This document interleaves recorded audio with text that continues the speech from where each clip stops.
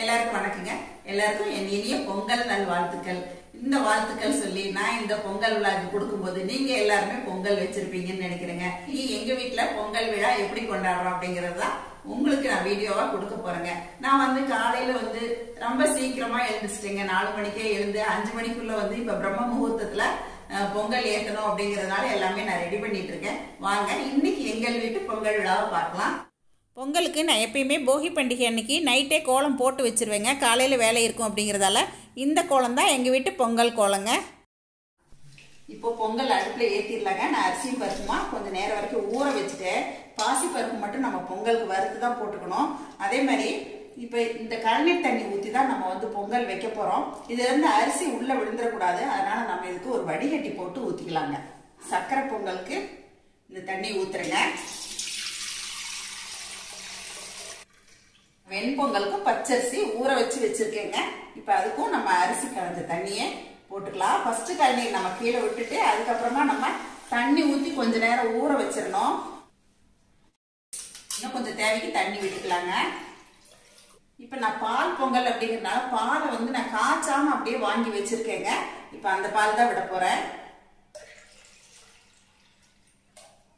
வெண்பொங்கலுக்கும் கொஞ்சமா விட்டுக்கலாம். சக்கரை பொங்கலுக்கு நான் கொஞ்சம் அதிகமாகவே விட்டுக்கிறேன் இன்னைக்கு. இப்போ இன்னும் கொஞ்சம் தண்ணி சேர்த்துடலாங்க. இதில் அளவுக்கு வச்சுக்கணும், அப்போதான் நல்லா பொங்கி வரும். இப்போ நான் சக்கரை பொங்கல் வைக்கிற பானையை தான் முதல்ல அடுப்பில் ஏற்றுறேங்க. இப்போ நான் சக்கரை பொங்கலுக்கு ஒரு அடுப்பில் ஏற்றிட்டேங்க. வெண்பொங்கலுக்கு ஒரு அடுப்பில் ஏற்றிக்கிறேன். ஏற்றிட்டு நான் அடுப்பு பற்ற வைக்கிறதுக்கு முன்னாடியே நம்ம என்ன பண்ணணும்னா சூரியனாரையும் நம்ம குல தெய்வத்தையும் எல்லா தெய்வங்களையும் நினைச்சு நம்ம வேண்டிட்டு தான் அடுப்பு பற்ற வைக்கணுங்க.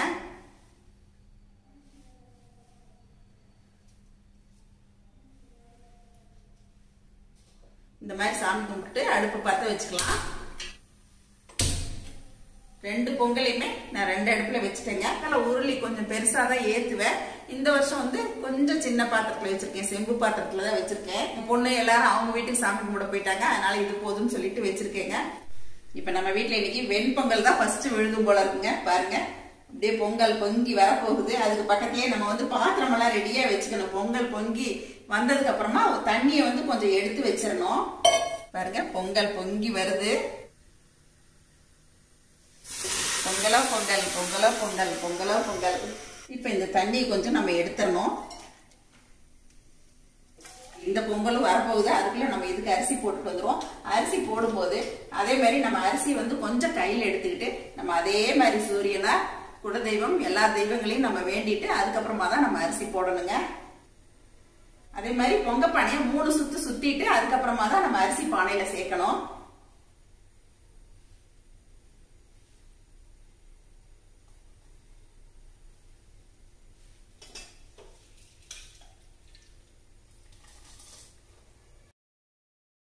இந்த பொங்கலுக்கு நான் அரிசி சேர்த்துட்டேங்க. ஒரு கொதி பிடிச்சதுக்கு அப்புறமா நம்ம நல்லா அடுப்பை குறைச்சிட்டு மூடி போட்டு வைக்கலாம். ஒரு கொதி பிடிக்கிட்டுங்க. அதே மாதிரி பொங்கல் பானை நம்ம ரெடி பண்ணும் போதே என்ன பண்ணும், விபூதி குங்குமம் பாருங்க நான் சுத்திலும் இந்த மாதிரி 3 பக்கம் வச்சிருக்கேன். ஈரத்துல நனைச்சிட்டு இந்த மாதிரி விபூதி பட்டை போட்டு வச்சுட்டு தான் நம்ம அடுப்புல ஏத்தணும். ஒரு சிலர் மஞ்சள் கொத்து சாமி கும்பிடும் போது வைப்பாங்க. ஒரு சிலர் பொங்கல் பானை ஏத்தும் போதும் வைப்பாங்க. நான் இன்னைக்கு எங்க வீட்டுல குட்டியா இருந்த அந்த மஞ்சள் கொத்து பொங்கல் பானைக்கும் கட்டியிருக்கேங்க. பாருங்க இந்த பொங்கல் கொதி பிடிச்சு வருது. இப்ப இதை அடுப்பை நம்ம நல்லா குறைச்சு போட்டலாம். ஒரு மூடியை இந்த மாதிரி போட்டுடலாங்க. ஃபுல்லா மூடினோம்னா பொங்கி பொங்கி வழியும். அதனால இது இப்படியே இருக்கட்டும், அது பாட்டுக்கு வேகட்டும். அந்த காலத்துல எல்லாம் மண் அடுப்புல தான் பொங்கல் வைப்பாங்க இல்லைங்களா. அதனால இந்த மாதிரி விபூதி குங்குமம் எல்லாம் வைப்பாங்க. இப்ப நம்ம கேஸ் அடுப்புலயும் அதையும் போடலாமே அப்படின்னு சொல்லிட்டு நான் விபூதி குங்குமம் வச்சுதான் பொங்கல் அடுப்புல ஏத்தினேங்க. பால் பொங்கல் பொங்க போகுது. இப்ப பொங்கல் அப்படியே பொங்கி மேல எழும்பி வருது பாருங்க. பொங்கல் விழுந்துருச்சுங்க. பொங்கல் நல்லா விழுகுதுங்க. பொங்கலோ பொங்கல் பொங்கலோ பொங்கல் பொங்கலோ பொங்கல். சாமியை கும்பிட்டு அரிசி சேர்த்துடலாங்க.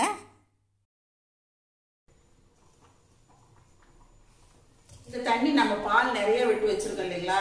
இப்போ இதை நம்ம என்ன பண்ணலாம் அப்படின்னா இதை நம்ம கறிக்காய் கூட்டு இந்த மாதிரி ஏதாவது செய்யும் போது நம்ம இதை யூஸ் பண்ணிக்கலாம். கீழே கொட்ட வேண்டாம். தை மாசம் ஒண்ணுதான் விவசாயிகளுக்கெல்லாம் வருஷப்பிறப்பு அப்படின்னு கூட சொல்லலாங்க நம்ம தமிழர்களுக்கு. அந்த நாள்ல எல்லாம் தை மாசத்தை தான் வருஷப்பிறப்புனே சொல்லுவாங்க. அதனால இந்த வருஷம் பூரா வந்து நல்லா இருக்கணும், செழிக்கணும் அப்படின்னு வந்து மனசார சாமியை வேண்டி, சூரிய பகவானை வேண்டி அதுக்கப்புறம் தான் பொங்கல் இடுவாங்க. இடையில இந்த பொங்கலையும் கொஞ்சம் பரட்டி விட்டுக்கலாங்க.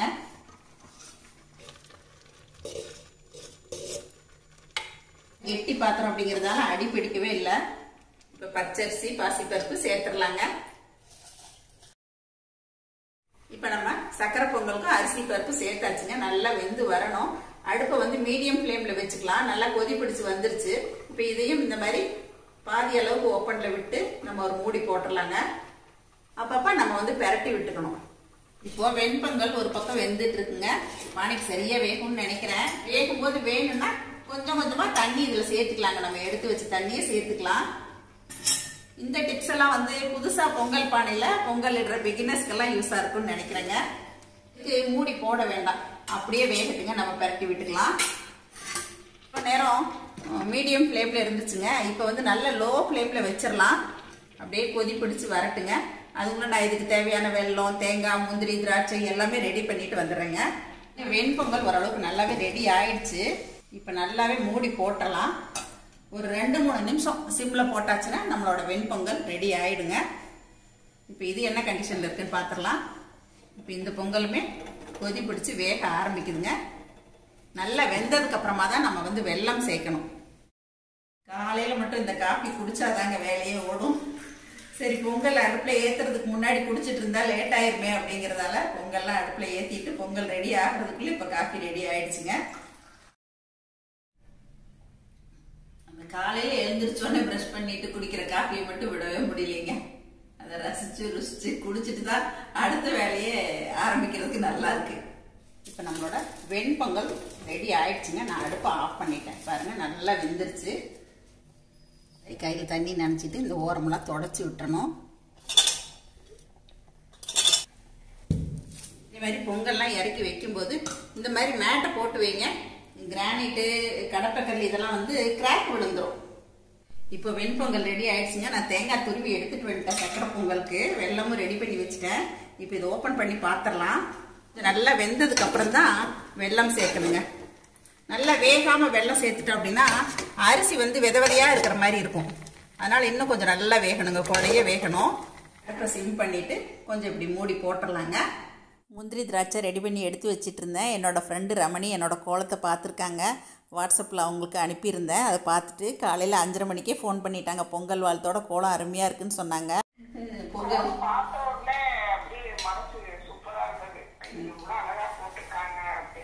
பொங்கல்லாம் வச்சுட்டீங்களா? ஓ, அப்படியா? எங்க வீட்டுல இப்பதான் சக்கரை பொங்கல் ரெடி ஆயிட்டே இருக்கு. வெண்பொங்கல் ரெடி ஆயிடுச்சு. சக்கரை பொங்கலுக்கு வெல்லம் சேர்க்கிற கண்டிஷன் இப்ப வந்துருச்சு. ரொம்ப சுறுசுறுப்பு ரமணி.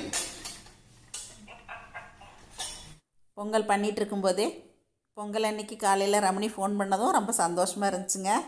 நல்லா பெரட்டி விட்டு பார்த்துடலாம். நல்லா வந்து பொங்கல் குழைய வெந்துருச்சு. கொஞ்சம் கூட அடி பிடிக்கவே இல்லை. கொஞ்சம் பொறுமையா அடுப்பை குறைச்சு நம்ம பொங்கல் இட்டோமானா இந்த மாதிரி நல்லா குழஞ்சு வெந்துடும். இப்போ நான் வெல்லம் சேர்க்குறேங்க. 1 டம்ளருக்கு 1.5 பங்கு வெல்லம் சரியா இருக்கும். உங்களுக்கு தித்திப்பு ஜாஸ்தியா வேணும் அப்படின்னா 1.25 போட்டுக்கலாம்.